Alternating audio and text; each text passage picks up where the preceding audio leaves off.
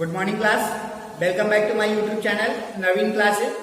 Class first year में आज का जो टॉपिक है, आज न्यू चैप्टर स्टार्ट करेंगे, वो है रासायनिक आबंधन तथा आणविक संरचना। चैप्टर का नाम डाल देंगे रासायनिक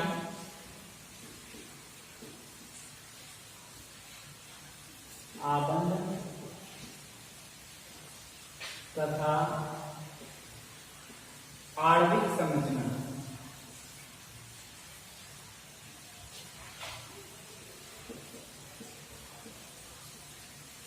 मतलब क्या हुआ बेटा? Chemical bonding and molecular structure. इस चैप्टर का नाम है chemical bonding and molecular structure. तो जो है चैप्टर के स्टार्टिंग में यहीं से स्टार्ट करेंगे और सबसे पहले जो टॉपिक पढ़ेंगे वो है संयोजी इलेक्ट्रॉन। तो हेडिंग डालेंगे संयोजी इलेक्ट्रॉन और इसमें क्या बताएंगे, संयोजी इलेक्ट्रॉन क्या होता है। तो बताएंगे बेटा इसमें कि वाहितम कोश में उपस्थित इलेक्ट्रॉनों को संयोजी इलेक्ट्रॉन कहते हैं। क्या बताएंगे कि वाहितम कोश में उपस्थित इलेक्ट्रॉनों को हम क्या कहते हैं? संयोजी इलेक्ट्रॉन कहते हैं। मतलब जो है जो वाहितम जो कोश होता है उसमें जितने इलेक्ट्रॉन उपस्थित होते हैं उन्हीं इलेक्ट्रॉनों को हम क्या कहते हैं? संयोजी इलेक्ट्रॉन कहते हैं। जैसे एग्जाम्पल में आप बताएंगे, जैसे क्या होता है बेटा, नाइट्रोजन है तो नाइट्रोजन जो है इसका परमाणु क्रमांक कितना होता है? 7 होता है। इलेक्ट्रॉनिक विन्यास निकालेंगे तो कितना आएगा बेटा? 2,5 आएगा। तो वाहितम कोश में कितने इलेक्ट्रॉन है? 5 इलेक्ट्रॉन है। तो ये क्या हो जाएगा? इसका संयोजी इलेक्ट्रॉन हो जाएगा। जैसे लिखा हुआ है सोडियम लिखा हुआ है, एटॉमिक नंबर 11 होता है। जब इसका इलेक्ट्रॉनिक विन्यास निकालेंगे तो कितना हो जाएगा? 2,8,1 हो जाएगा। तो इसमें संयोजी इलेक्ट्रॉन कितने हैं? 1 है, क्योंकि इसके वाहितम कोश में कितने इलेक्ट्रॉन है? 1 इलेक्ट्रॉन है। तो ये क्या हो गया? संयोजी इलेक्ट्रॉन हो गया। जैसे लिखा हुआ है मैग्नीशियम लिखा हुआ है, एटॉमिक नंबर 12 होता है। इलेक्ट्रॉनिक विन्यास निकालेंगे तो कितना हो जाएगा? 2,8,2 हो जाएगा। तो इसके वाहितम कोश में कितने इलेक्ट्रॉन हैं? 2 इलेक्ट्रॉन हैं। तो संयोजी इलेक्ट्रॉन कितने होंगे? 2 होंगे। तो यही बताया गया कि वाहितम कोश में उपस्थित इलेक्ट्रॉनों की संख्या को हम क्या कहते हैं? संयोजी इलेक्ट्रॉन कहते हैं। तो बात समझ में आ गई होगी कि संयोजी इलेक्ट्रॉन किसे कहते हैं या संयोजी इलेक्ट्रॉन क्या होता है, या जो है हम किस तरीके से संयोजी इलेक्ट्रॉन निकालेंगे। अब आगे अगला टॉपिक पढ़ेंगे।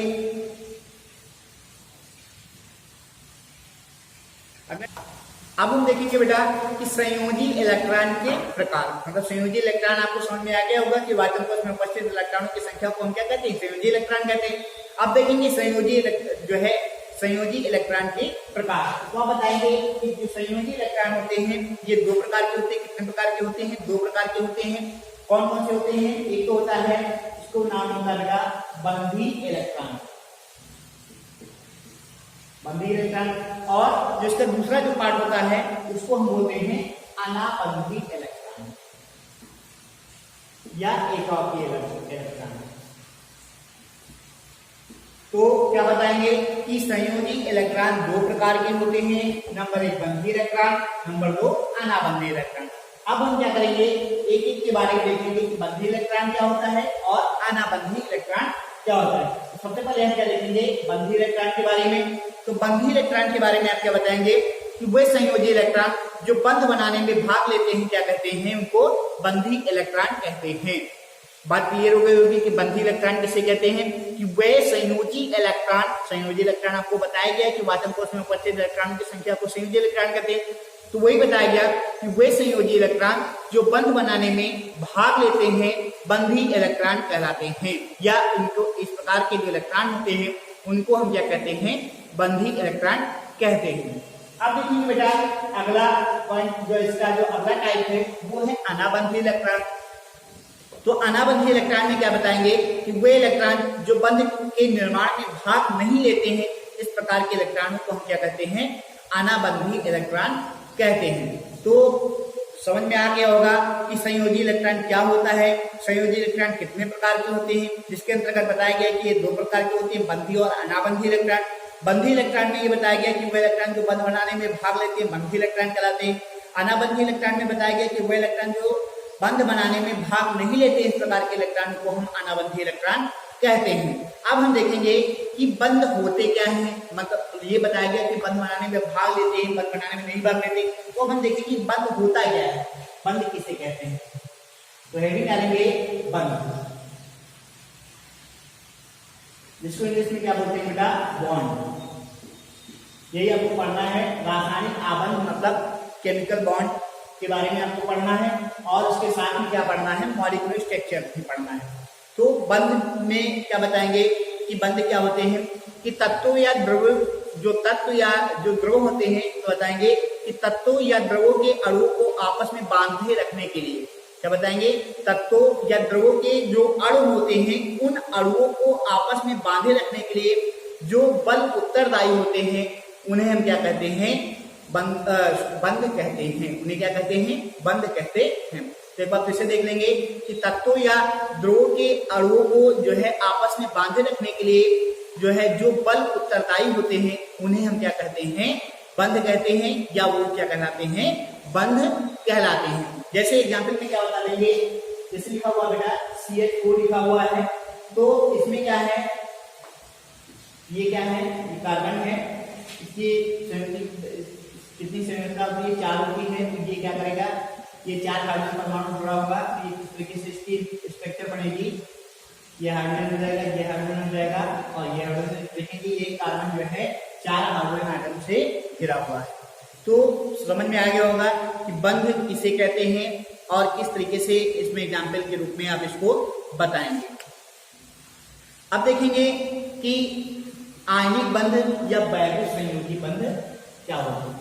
इसके जो प्रकार पढ़ेंगे, आयनिक पॉइंट पढ़ेंगे, आयनिक बंध या वैद्युत संयोजी बंध।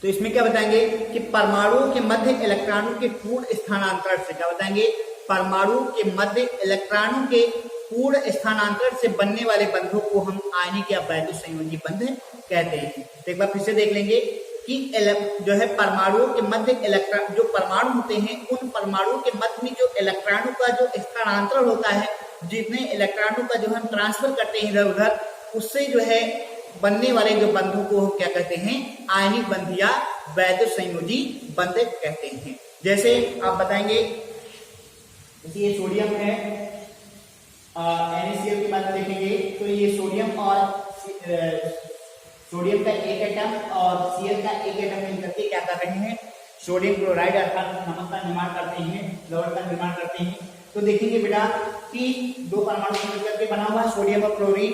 तो देखेंगे जो सोडियम है, सोडियम का एटॉमिक नंबर कितना होता है, 11 होता है। वाचक कोष में कितने इलेक्ट्रॉन होते हैं, 1 इलेक्ट्रॉन होता है। Cl का एटॉमिक नंबर 17 होता है। वाचक निकालेंगे तो क्या हो जाएगा, 2 का 8 7 हो जाएगा। इसमें वाचक कोष में 7 इलेक्ट्रॉन है, इसमें कितने इलेक्ट्रॉन है, 1 इलेक्ट्रॉन है। और इसमें बताया क्या गया है कि रासायनिक आयनिक बंध या वैद्युत संयोजी बंध में क्या बताया गया है कि परमाणुओं के मध्य इलेक्ट्रॉनों के पूर्ण स्थानांतरण से, परमाणुओं के मध्य इलेक्ट्रॉनों के पूर्ण स्थानांतरण से बनने वाले बंध को हम क्या कहते हैं, आयनिक बंध कहते हैं। तो इसमें क्या करेंगे, इसकी स्ट्रक्चर जब बनाएंगे तो इसकी वाचक कोष में 1 इलेक्ट्रॉन है, ये Na हो गया। तो इस 1 इलेक्ट्रॉन को इस तरीके से शो कर देंगे। और Cl के वाचक कोष में कितने इलेक्ट्रॉन है, 7 इलेक्ट्रॉन है। तो इसमें 7 इलेक्ट्रॉन को इस तरीके से दर्शा लेंगे, 2 2 4 2 6 और एक ये 7 हो गया। तो होता क्या है बेटा कि इलेक्ट्रॉनों का ट्रांसफर होता है। क्या होता है, इलेक्ट्रॉनों का ट्रांसफर होता है। तो इलेक्ट्रॉन का ट्रांसफर होने के लिए क्या करेंगे कि सोडियम का 1 इलेक्ट्रॉन, यहाँ पे इसके 7 इलेक्ट्रॉन है, इसका सोडियम का 1 इलेक्ट्रॉन है। तो अगर क्या होगा बेटा कि सोडियम 1 इलेक्ट्रॉन जब क्लोरीन को ट्रांसफर कर देगा तो क्या होगा, क्लोरीन का अष्टक पूरा हो जाएगा। क्लोरीन का क्या होगा, ये अष्टक इसका पूरा हो जाएगा। तो ये क्या करेगा, 1 इलेक्ट्रॉन ये क्लोरीन को दे देगा। ये क्या करेगा, 1 इलेक्ट्रॉन अपना ये जो इलेक्ट्रॉन है सोडियम का, ये क्या करेगा, क्लोरीन को दे देगा। जब ये इलेक्ट्रॉन जो है क्लोरीन को दे देगा तो क्या हो जाएगा, सोडियम है तो सोडियम जब इलेक्ट्रॉन का क्या कर रहा है तो उसके ऊपर कौन सा चार्ज हो जाएगा, प्लस हो जाएगा। और क्लोरीन क्या कर रहा है, एक इलेक्ट्रॉन ग्रहण कर रहा है तो अर्थात इसके ऊपर क्या चार्ज हो जाएगा, माइनस का चार्ज हो जाएगा, अर्थात ऋणात्मक आवेश आ जाएगा। तो इस तरीके से ये बताया गया कि दो परमाणुओं के मध्य में जो है इलेक्ट्रॉनों के पूर्ण स्थानांतरण से जो बंध बनता है उसे हम क्या कहते हैं, रासायनिक आणविक बंध या वैद्युत संयोजी बंध कहते हैं। तो इसमें क्या हो रहा है, जो है क्लोरीन अपना स्तर पूरा करने के लिए क्या कर रहा है, सोडियम एक इलेक्ट्रॉन क्लोरीन को दे रहा है, अर्थात सोडियम का एक इलेक्ट्रॉन क्लोरीन के में जो है क्या कर रहा है, स्थानांतरित हो रहा है। सोडियम का एक इलेक्ट्रॉन क्लोरीन की तरफ इसका ट्रांसफर हो रहा है। तो यही हो गया आयनिक बंध या वैद्युत संयोजी बंध हो गया। अब देखेंगे अगला आयनिक बंध के कारण, मतलब किस तरीके से जो है अगला जो टॉपिक है वो है आयनिक बंध के कारण, मतलब किस जो है सिचुएशन में आयनिक बंध बनते हैं, उनका क्या कारण होता है, तब जो है आयनिक बंधों का निर्माण होता है। तो हेडिंग डालेंगे आयनिक बंध बनने के कारण।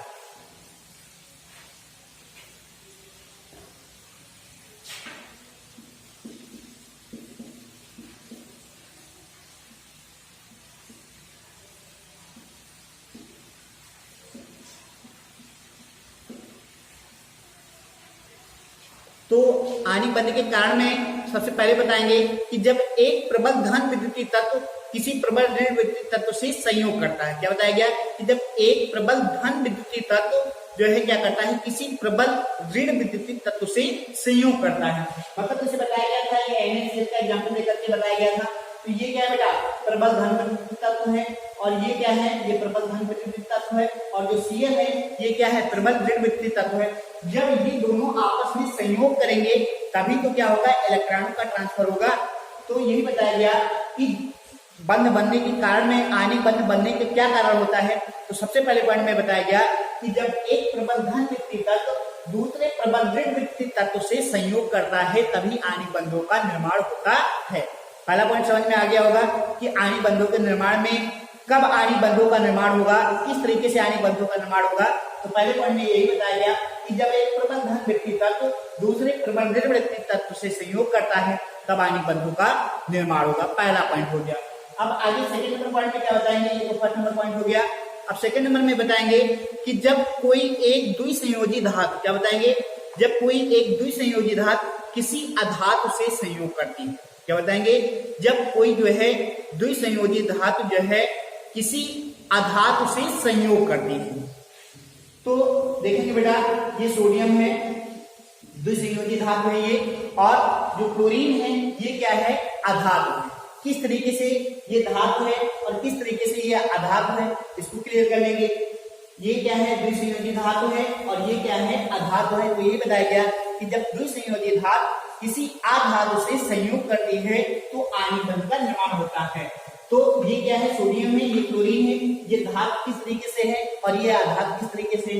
तो हमने आपको बताया था कि जो है धातु में के अंतर्गत प्रीवियस लेक्चर में आपको पढ़ाया गया था कि धातु वे होते हैं जिनके जो है वायतन कोश में 1, 2, 3 इलेक्ट्रॉन होते हैं। कितने इलेक्ट्रॉन होते हैं, 1, 2, 3 इलेक्ट्रॉन होते हैं वायतन कोश में। तो ये सोडियम है, इलेक्ट्रॉन की विन्यास 11 होता है, वायतन कोश में कितने इलेक्ट्रॉन हो जाएंगे, 2, 8, अर्थात वायतन कोश में कितने इलेक्ट्रॉन आ रहे हैं, 1 इलेक्ट्रॉन आ रहा है। तो ये क्या हो जाएगा, ये मेटल हो जाएगा, ये क्या हो जाएगा, मेटल हो जाएगा।